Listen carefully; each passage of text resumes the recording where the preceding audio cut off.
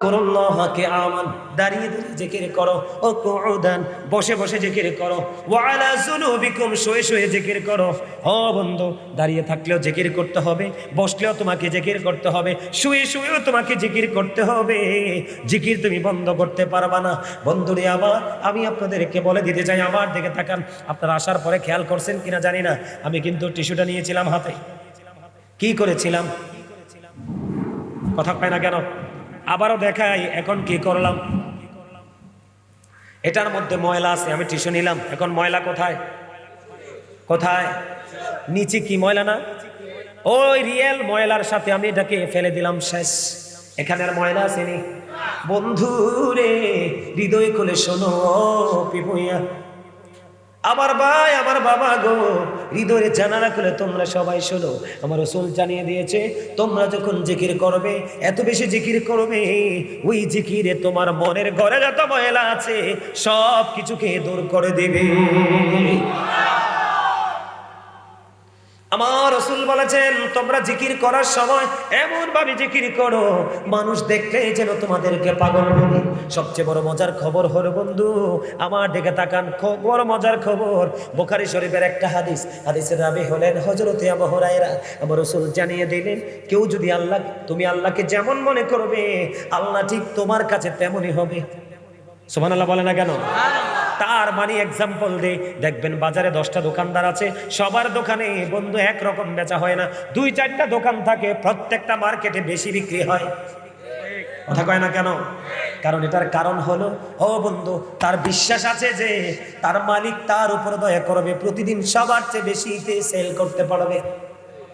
কারণ আমার রাসূল বলেছেন, তুমি আল্লাহকে যেমন মনে করবে ঠিক আল্লাহ তোমার কাছে তেমন। আমার দিকে তাকান, তুমি যদি আল্লাহকে একা একা ডাকো, তাহলে আল্লাহ তোমাকে একা একা ডাকবে। তার মানে ডাকা মানে কি? স্মরণ করা। তুমি দুনিয়ায় বসে বসে মালিককে একা একা স্মরণ করো, মালিকও তোমার স্মরণ করবে। আমার রাসূল আরো জানিয়ে দিলেন, কেউ যদি জিকির করার জন্য 1 বিঘা পরিমাণে এগিয়ে আসে, আল্লাহ পরিমাণে এগিয়ে আসে। কেউ যদি জিকির করার জন্য আল্লাহর দিকে 1 হাত পরিমাণে এগিয়ে যায়, আমার রাসূল বললেন আল্লাহ তার দিকে 2 হাত পরিমাণ এগিয়ে আসে।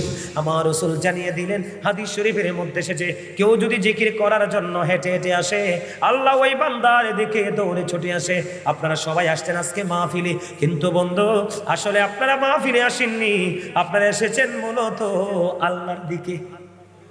কার দিকে? কথা বলে না কেন? কার দিকে? আল্লাহর দিকে বন্ধু।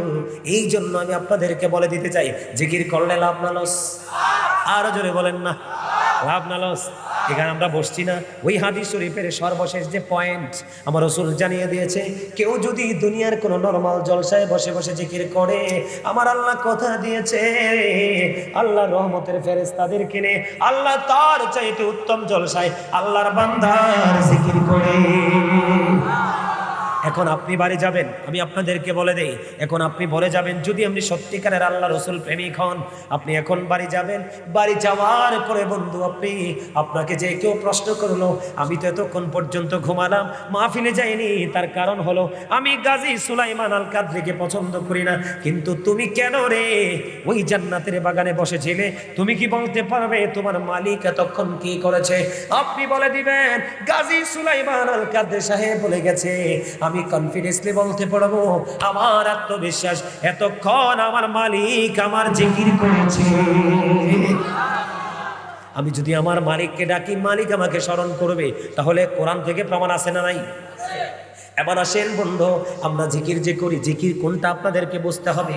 সুবহানাল্লাহ বল আল্লাহর জিকির, আলহামদুলিল্লাহ বল আল্লাহর জিকির, আল্লাহু আকবার বল আল্লাহর জিকির, লা ইলাহা ইল্লাল্লাহ বল আল্লাহর জিকির। কাউকে ভালো কাজের জন্য ডাকো, ওটাও বন্ধু মাওলার জিকির। কাউকে খারাপ কাজ করতে দেখলে থামিয়ে দাও, এটাও জিকির।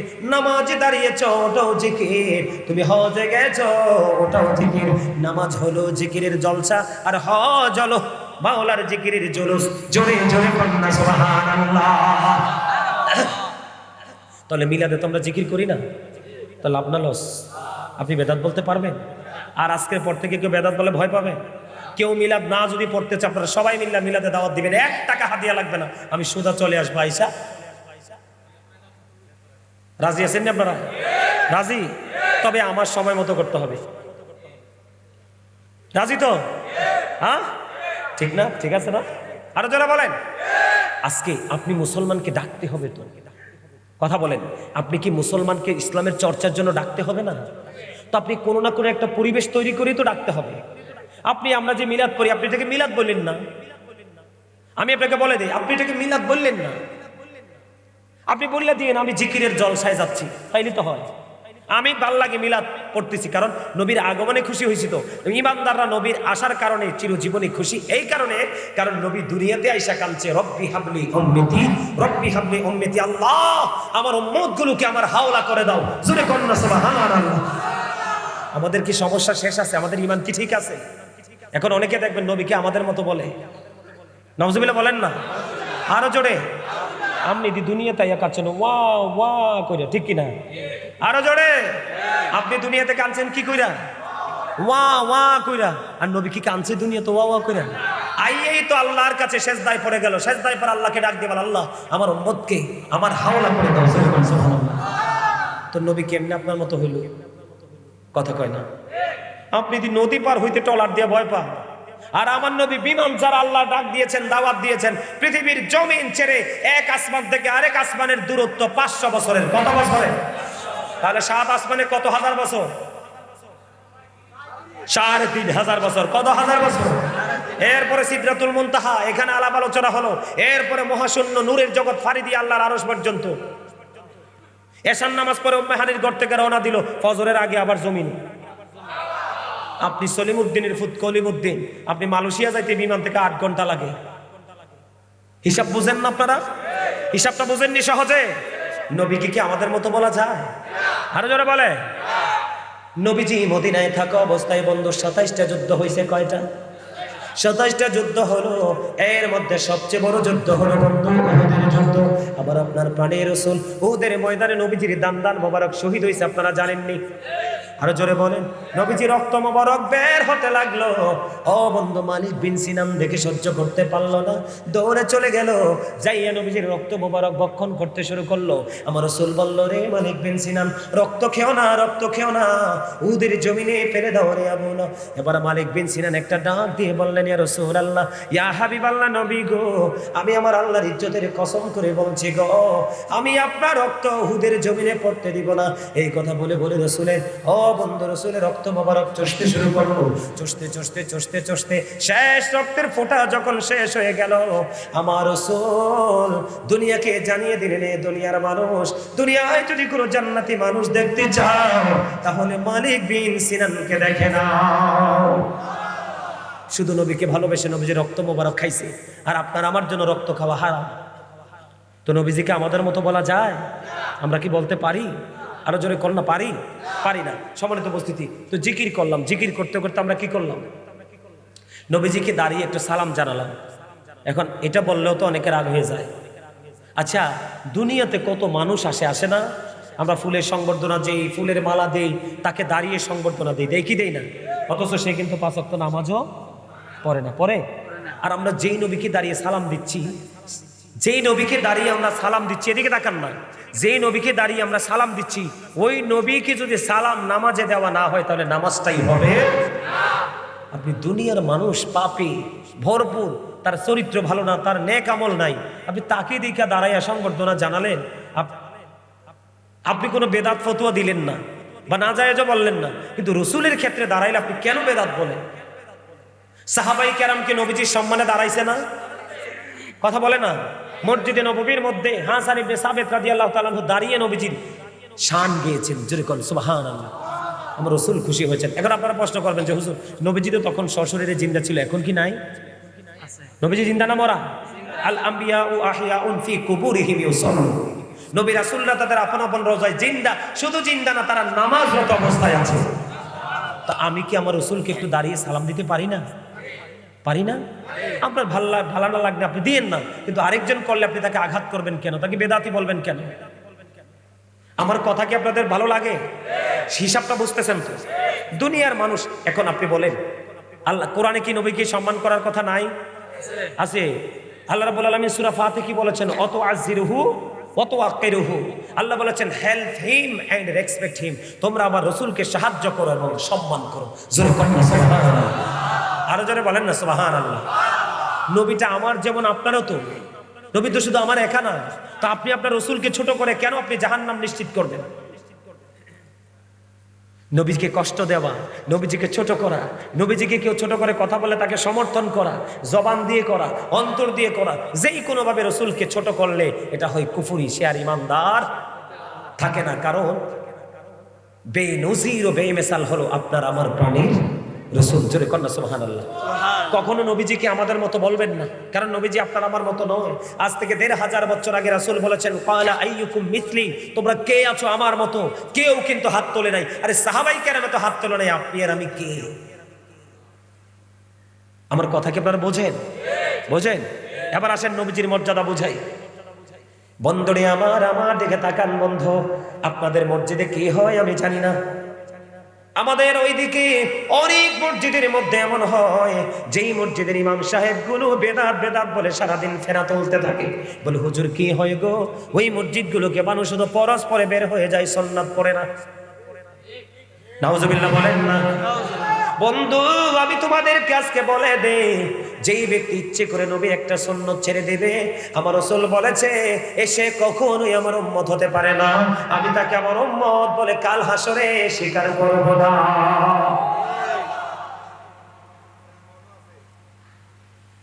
আপনারা দেখেন এখন কিন্তু সুন্নত নামাজ ম্যাক্সিমাম লোক পড়ে না। আল্লাহর গজব আসবে না কেন? আল্লাহর গজবের জন্য দায়ী বন্ধু আমরা। বলে হুজুর কেমনে? আল্লাহ সূরা ইউনূসের 44 নম্বর আয়াতে আল্লাহ বলেছেন, ইন্নাল্লাহা লা ইয়াজলিমুন নাসা শাইয়্যা ওয়ালাকিন্নান নাসা আনফুসাহুম ইয়াজলিমুন। আল্লাহ বলেছেন আল্লাহ বান্দার উপর জুলুম করে না, অত্যাচার করে না, বান্দা নিজে নিজের উপর অত্যাচার করে। আল্লাহ বলেছেন আল্লাহু লা ইউহিব্বুজ জালিমিন, যারা অত্যাচারী আল্লাহ তাদেরকে পছন্দ করে না, ভালোবাসে না। আল্লাহ বলেছেন ওয়ালিজ জালিমিনা মিন আনসার, জালেম যখন বিপদে পড়ে যাবে, অত্যাচারী যখন বিপদে পড়ে যাবে, আল্লাহ বলেছেন আল্লাহ তাদের জন্য কোনো সাহায্যকারী রাখে না। বড় দুঃখজনক খবর হলো বন্ধু, আল্লাহ বলেছেন এই দুনিয়ায় তুমি ঘুষ টুস দিয়ে পার হয়ে যেতে পারো, বড় কোনো লোকের মাধ্যমে টেলিফোন দিয়ে তুমি পায়ের পায়ে যেতে পারো। আল্লাহ বলেছেন ওখানে তোমার পার পাওয়ার কোনো সুযোগ নাই। বলে হুজুর কেন গো? আল্লাহ বলেছেন লা ইয়ামুতু, people will not die that day, সেদিন মানুষগুলো মরতে পারবে না। আল্লাহ বলেছেন ফিহা ওয়ালা ইয়াহইয়া, people will not be able to life that day, সেদিন মানুষগুলো বাঁচতেও পারবে না। জোরে জোরে করেন আল্লাহু আকবার। আল্লাহ বলেছেন ওমাহুমান হাবি গাইবিন, আল্লাহ বলেছেন people will not be able to escape that day, সেদিন মানুষগুলো সেখান থেকে পালাইতে পারবে না। ওরে পিপুয়ার মানুষ, এখন সময় আছে, হক্কানি আলেমের সাথে প্রেমের ডুরি লাগাও।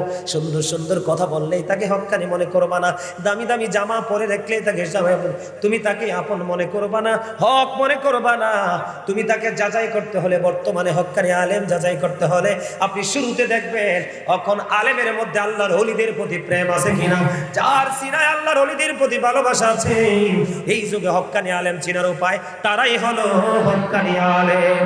যারা আল্লাহর ওলিদের মাজার ভাঙে তারা কখনোই হক্কানি আল্লাহর ওলি হতে পারে না। হিসাব কি বুঝে আসছে আপনাদের? আরো জোরে বলেন, বুঝতে পারছেন? বন্ধুরে আমার, আমি আপনাদেরকে বন্ধু বলে দিতে চাই, হৃদয়ে জানালা করে বন্ধু শুনে নেন, এখনো সময় আছে। হক্কানি আলেমদের সাথে তুমি প্রেমের ডোরি লাগাইয়া দাও। হক্কানি আলেমদের সাথে প্রেমের ডোরি না লাগাইলে বন্ধু তোমার কোনো উপায় নাই। আল্লাহ কি বলেছেন? তুমি বাঁচতে পারবা না, মরতেও পারবা না, পালাইতেও পারবা না। সবচেয়ে বড় দুঃখের খবর হলো বন্ধু, মানুষ দুনিয়ার জন্য ঈমান আমল বিক্রি করে দেয়। কথা কয় না কেন? দুইটা টাকা পাইলে, একটু সুবিধা পাইলে বন্ধু সে স্থান পরিবর্তন করে। পিপুয়ের মানুষ, আমার আল্লাহ কোরআন শরীফের 19 পারা সূরা শুআরা 88 নম্বর আয়াতে বলে দিয়েছেন, ইয়াউমা লা ইয়ানফাউ মালু ওয়ালা বানুন। আবার আল্লাহ বলে দিয়েছেন ওই কাল হাসরের দিন আপনার ধন সম্পদ সন্তান সন্ততি একটাও কোনো কাজে আসবে না। নাউজুবিল্লাহ বলবেন না? আজকে মানুষ সন্তানের জন্য, অর্থের জন্য মানুষ যুদ্ধ মাইরা ফেলায়। আমাদের বাংলাদেশে সম্প্রতিকালে দেখছেন না, মানুষ মারতেছে না শুধু কিসের জন্য? শুধু চেয়ারের জন্য, ক্ষমতার জন্য, দুনিয়ার জন্য। নাউজুবিল্লাহ বলেন না কেন? আরো জোরে। আমার কথাগুলোকে খারাপ লাগে?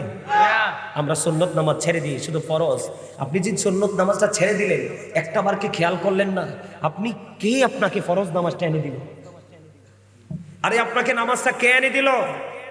মেরাজের রজনীতে আপনার জন্য মেরাজ হিসাবে নামাজ দিয়ে আসছে, আর সেই নামাজকে মাইনাস করার ক্ষমতা আপনাকে কে দিল? আরবি আপনার মসজিদের ইমাম সাহেব পড়েন, এটা তার ব্যাপার, আপনি ছাড়বেন কেন? আপনার মসজিদের ইমাম সাহেব যে মহাজ্ঞানী, এটাকে আপনি বলতে পারবেন? আমার মসজিদের ইমাম সাহেব যে মহাজ্ঞানী, এটাকে আমি বলতে পারবো? হিসাব বুঝেন না আপনারা, আমার কথা বুঝেন না?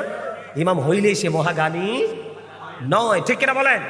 আমার দিকে তাকান, সুন্নত নামাজের কত ফরজ ফজিলত। 5 ওয়াক্ত নামাজের মধ্যে 12 রাকাত সুন্নত আছে। কত রাকাত? বন্ধু ওয়াজ মুখস্থ করে নেন, নবীর কথা শুনলে অনেকের মাথা খারাপ হয়ে যায়, মাথা গরম হয়ে যায়। এভাবে বলা যাবে না, ওভাবে বলা যাবে না। বন্ধু, নবীকে ছোট করা যাবে না, যত উঁচু করা যায় তুমি করো। নবীকে যত মর্যাদা দিবে তত শক্ত ইমানদার তুমি। আর তুমি নবীকে সম্মান দিয়েছো, এটা তুমি প্রমাণ করবে কিভাবে? তোমার কর্মের মাধ্যমে, তোমার বডি ল্যাঙ্গুয়েজের মাধ্যমে। দাদু ভাই ঠিক কিনা বলেন? আমি যে নবীকে ভালোবাসি এটার প্রমাণ, আমি প্রাণ ভরে দরুদ পড়বো, আমি প্রাণ ভরে নবীর সুন্নত নফল ইবাদত করব। নবীজি যেটা বলেছে এটা আমি করব, যেটা বলেনি সেটা আমি বাদ দিয়ে দিব। কথা বলেন না? আপনারা নবীর উম্মত দাবি করেন, মুসলমান দাবি করেন, লজ্জা থাকা উচিত আমাদের। বন্ধু বলে, হুজুর কেন গো? আমার রাসূল ছিলেন রাহমাতাল লিল আলামিন। Allah the first failure is the lord of world, রব্বুল আলামিন। মুহাম্মদুর রাসূলুল্লাহ সাল্লাল্লাহু আলাইহি ওয়াসাল্লাম is the blessing for the world, রাহমাতাল লিল আলামিন। আপনি কি নবীকে কেমন ভাবে দেখছেন আমি জানি না। আল্লাহর নাম লিখতে 4টা হরফ লাগে, আলিফ লাম লাম হা। রাসূলের নাম লিখতেও 4টা হরফ লাগে, মিম হা মিম দাল। তাহলে দেখেন, 4 4 মিলে হলো 8।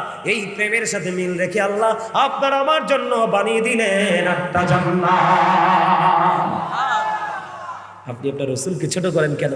আমার রসুল নামাজ পড়তে যখন যেত, নামাজে দাঁড়িয়ে থাকতে থাকতে পা মোবারক ফুলে রক্ত বের হয়ে আসতো, তারপরে নবীর নামাজ শেষ হয়েছে না। আর আপনার আগা কোনটা গোড়া কোনটা এটাই চিনেন না, সকাল কোনটা বিকাল কোনটা ওইটাই বোঝেন না, সুখ কোনটা দুঃখ কোনটা এটাই বোঝেন না। আপনি 4 রাকাত 2 রাকাত ফরজ করে বের হয়ে যান, পিটা একটাও মাটিতে পড়বেন না। বলে, হুজুর কেন? কারণ আপনি তো সঠিক আমল করেন না। ইবাদতের মধ্যে কমার্শিয়াল বলতে কোনো শব্দ নেই।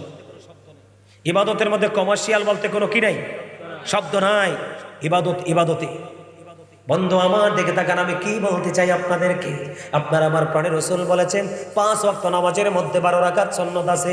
সেই 12 রাকাত সুন্নাত নামাজ যদি তুমি ভালো করে পড়তে পারো, তাহলে তোমার জান্নাত বন্ধু সুনিশ্চিত। কেউ তোমার জান্নাত কেড়ে নিতে পারবে না। বলে, হুজুর কোনটা গো? ফজরের নামাজের মধ্যে আছে 2 রাকাত সুন্নাত, আছে না নাই? যোহরের মধ্যে আছে ফরজের আগে 4 রাকাত, ফরজের পরে 2 রাকাত। কয় রাকাত হলো? 8 রাকাত। কয় রাকাত হলো? 8 রাকাত। এরপরে বন্ধু যোহরের পরে মাগরিব, মাগরিবের ফরজ নামাজ 3 রাকাতের পরে দেখবেন সুন্নাত আছে 2 রাকাত। কয় রাকাত হলো? 10 রাকাত হয়ে গেল বন্ধু। এরপরে এশার নামাজ পড়তে যাও। ও বন্ধু, ফজরের ফরজের যে 4 রাকাত নামাজ আছে, ওই 4 রাকাত নামাজ তুমি পড়ো রে। ওই 4 রাকাতের পরে 2 রাকাত সুন্নাত নামাজ আছে। এই 12 রাকাত নামাজ যদি কন্টিনিউয়াসলি তুমি পড়তে পারো ফরজের পাশাপাশি, আমার রাসূল বললেন তোমার জান্নাত হয়ে যাবে সুনিশ্চিত। কত নষ্ট হয়েছে মুসলমান। দেখবেন জুম্মার দিনে, কোন দিনে? জুম্মার দিনে মুসল্লিরা আগে আসে না পরে আসে? পরে। একদম। কে বলছে পরে? কে? আপনি একদম দারুণ বলেছেন। এবার আমি আপনাদেরকে বলি আমাদের ধ্বংসটা কেমন, আমি এক্সাম্পল দেই। বন্ধুরে আমার, কোরআন হাদিস খুলে দেখো। রাসূল জানিয়ে দিলেন জুমার দিনে তুমি অন্য দিনের চেয়ে উত্তম রূপে গোসল করো। সবচেয়ে দামি সবচেয়ে সুন্দর জামাটা তুমি গায়ে পরো, গায়ে লাগাইয়া তুমি আতর লাগাও, আতর লাগাইয়া তুমি হেঁটে হেঁটে মসজিদের দিকে যাও। রাসূল জানিয়ে দিলেন তুমি তো জুমার জামা পড়তে যাচ্ছ, জুমার নামাজ পড়তে যাচ্ছ। রাসূল বললেন তুমি যত দূর হেঁটে হেঁটে যাবে, কদমে কদমে তোমার গুনাহ জড়তে থাকবে, আর তোমার আমলনামায় নেক বন্ধু যুক্ত হতে থাকবে। তুমি চলে গেলে সবার আগে তুমি প্রথম কাতারে বসে গেলে। রাসূল বলেছে জুমার নামাজ পড়ার সময় তোমরা যখন মসজিদে বসবে, মসজিদে তোমরা বসো না, মসজিদে 2 রাকাত দাঁড়ানো অবস্থায় আগে 2 রাকাত তাহিয়াতুল ওযুর নামাজ পড়বা, তারপরে বসবা। এটাই হলো প্রকৃত নিয়ম। তুমি সামনের কাতারে বসে গেলে, রাসূল বললেন তুমি সবার আগে আসলে, সামনের কাতারে বসে গেলে, সুন্দর জামা পরলে, আতর লাগালে, হেঁটে হেঁটে আসলে, রাসূল জানিয়ে দিলেন তোমার আমলনামা একটা ওট কুরবানির সওয়াব ঢুকে যাবে। জোরে বলুন না সুবহানাল্লাহ। আপনার আমার প্রাণের রাসূল জানিয়ে দিলেন, তুমি বন্ধু জুমার নামাজটা পড়লা, সবাই আসলো সবার পরে, বের হয়ে গেল সবার আগে, তুমি এসেছো সবার আগে, তুমি বের হইলা সবার পরে, সব ফরজ নামাজ সুন্নত নামাজ সবগুলো তুমি পড়ে বন্ধু, তুমি সবার পরে বের হয়ে গেলে রে। আমরা জামাত পড়ি কিনা 2 রাকাত? কথা বলেন না কেন? আরো জোরে বলেন। এই জুমার নামাজ তুমি পড়লা, এরপরে বাকি সুন্নাত নফল গুলো পড়লা, সবাই বের হয়ে গেল, সবার পরে তুমি বের হয়ে গেলা। আমার রাসূল জানিয়ে দিলেন, তুমি সবার আগে আসলে এবং সবার পরে বের হয়ে গেলে, তুমি বাড়ি যাওয়ার সময় মসজিদ থেকে বের হইয়া তোমার বাড়ি যাইতে যতগুলো কদম লাগবে, প্রত্যেকটা কদমের বিনিময় তোমার আমল নামায় 1 বছরের নফল ইবাদতের সওয়াব দেওয়া হয়। তার মানে আপনার বাড়ি যাইতে যদি 100টা কদম লাগে, কয়টা? 100টা কাইক, বা আমরা কাইক বলি, কুমিল্লা কি বলি, আপনারা কি বলেন? কাইকে বলেন তো। আপনারটা আমারটা সেম টু সেম। কায়েক, তুমি একটা কদম দিবা 1 বছরের সওয়াব, 2টা কাইক দিবা 2 বছরের সওয়াব। যে যত দূর থেকে আসবে রে, তার তত বেশি সওয়াবের অধিকারী হবে। জোরে জোরে করুন না সুবহানাল্লাহ। আর যেই ব্যক্তিটা সবার পরে আসলো, ইমাম সাহেব খুতবা নিয়ে দাঁড়িয়ে গেল, কি হয়ে গেল? খুতবা নিয়ে দাঁড়িয়ে গেল। ইমাম সাহেব অলরেডি খুতবা দেওয়া শুরু করে দিল। আলহামদুলিল্লাহি নাহমাদুহু ওয়া নাস্তাঈনুহু ওয়া নাস্তাগফিরুহু ওয়া নু'মিনু বিহি ওয়া নাতাওয়াক্কালু আলাইহি। পড়তে থাকলো। এমন সময় বন্ধু আপনি দৌড়ে ছুটে আসলেন মসজিদে। ও বন্ধু, তুমি এসেছো ঠিকই, নামাজ পড়েছো ঠিকই, তুমি পরিপূর্ণ নামাজি না। সবচেয়ে বড় দুঃখ হলো তোমার জীবনে, সবচেয়ে বড় বিপদ হলো তুমি যখন নামাজে ছুটে আসলে, এই সময় তাসকির প্রতি জুম্মায় কিন্তু রহমতের ফেরেশতারা জমিনে আসে।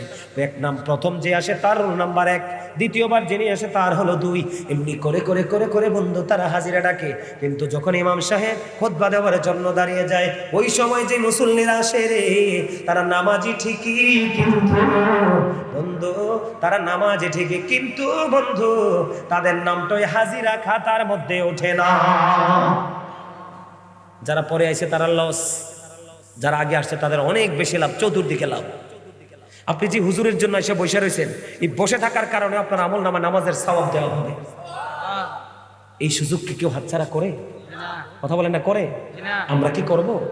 করব না। সম্মানিত উপস্থিতি, আলোচনা লম্বা করা যাবে। তাবারুক আছে, একদম ভালো কাজ করছে, ঠিক আছে একদম। এটা হচ্ছে ইমানি পরীক্ষা। তাবারুক সারা মাহফিল মানি পরীক্ষার হল। কথা কয় না কেন? যদি তাবারুক থাকতো, আপনারা যারা এতক্ষণ ওয়াজ শুনছেন তারার কোনো দামে থাকলো নইলে মারামারি শুরু হয়ে গেল। কথা কয় না কেন? আরো জোরে। তাহলে আমরা ইমানকে মজবুত করব, যোগ্য দক্ষ আলেমের আলোচনা শুনবো, তার সাথে সম্পর্ক করবো। আমাদেরকে দেখান শুধু এই সুন্নত নামাজগুলো না, মাগরিবের পরে 6 রাকাত তাওয়াবির নামাজ আছে, দেখ তাকান। মাগরিবের নামাজ পড়ে কোনো কথা বলবেন না, প্রয়োজন হলে বলতে পারবেন, রাসূল বলেছে। প্রয়োজন নাই তো বলবেন না, সোজা আওয়াবির নামাজ পড়ে দিবেন 6 রাকাত। একদিন যদি আদবের সাথে রাসূল যেভাবে বলেছে সেভাবে আওয়াবির নামাজ পড়তে পারেন, আপনার আমল নামায় 12 বছরের নফল ইবাদতের সওয়াব দেওয়া হবে। এই নামাজ কি আর এখন আছে? নাই তো। থাকবো কই থেকে? হুজুরে পড়লে না আপনারা শিখতে? ও কথা কয় না কিনলে বল, কথা কইছিনি। আপনাদের মাস্টার কে? মসজিদের খতিব না তো? হুজুরে যেটা করবো এটা তো মুসল্লিরা শিখবো না। হুজুরে তো ডিব্বা, তাও কি খালি ডিব্বা। কথা কয় না, কথা রাখো। আরো জোরে এদিক তাকান। ফজরের নামাজ পড়ার পরে ঘুমাবেন না, যায় নামাজে বসে কোরআন তেলাওয়াত জিকির করতে করতে সূর্য উঠে গেল। একটা নামাজ আছে, জানেননি নামাজের নাম কি? এশরা। Thank you very much young man. কি চমৎকার ভাবে ছেলেটা বলছে ওটা এশরাকের নামাজ। এদিক তাকান। আপনি ফজরের আজানের পর থেকে সূর্য উদয়ের আগ পর্যন্ত বান্দার জন্য রিজিক বরাদ্দ দেয় আল্লাহ।